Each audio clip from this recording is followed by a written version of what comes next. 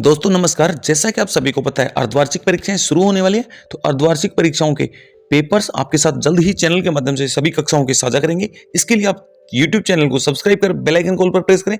बाकी 7वीं क्लास का अर्धवार्षिक परीक्षा का पेपर जो 2.5 घंटे का रहेगा, 50 मार्क्स रहेंगे अधिकतम। वहीं पेपर में बात करें तो पहले से लेकर 5वीं तक ऑप्शनल क्वेश्चन है।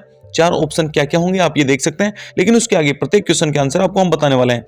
आगे के क्वेश्चन में खालिस्तान है और उसके बाद में मिलान। मिलान के अलावा बात करें तो भाव स्पष्ट कीजिए। इसके प्रत्येक क्वेश्चन के आंसर आपके सामने लिखे गए हैं।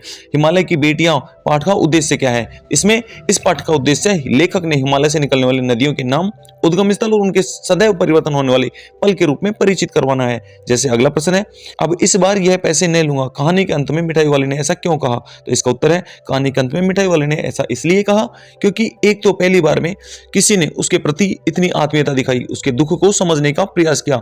दूसरा, उसको रोहिणी के जो बच्चे थे चुन्नू मुन्नू, वो अपने ही बच्चे नजर आए। अगला प्रश्न, माधवदास कौन था?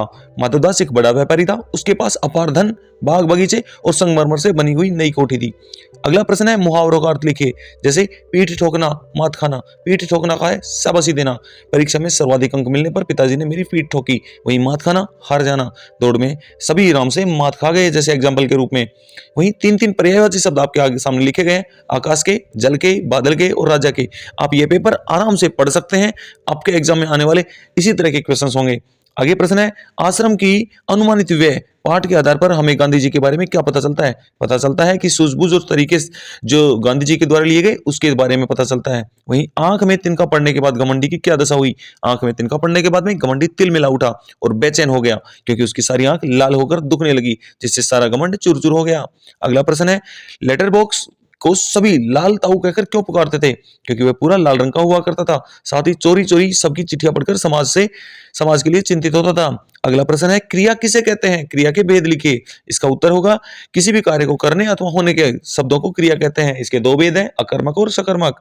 निम्न शब्दों में संधि विच्छेद लिखिए। आपके सामने दिए गए हैं। संधि विच्छेद के लिए नरेंद्र, जिसका संधि विच्छेद करना है, जिसमें होगा नर प्लस इंद्र। वहीं अगला शब्द है निर्मल। निर्मल का संधि विच्छेद विसर्ग संधि होगी। इसके अलावा महाधन ईश, इसमें होगा महेश। इसके अलावा लास्ट शब्द है सुधनागत, तो इसका होगा स्वागत। इस तरह से 7वीं क्लास का पेपर पूरा है। साथियों, आगे भी आपको सभी नोटिफिकेशन मिले, इसके लिए आप चैनल को सब्सक्राइब करें।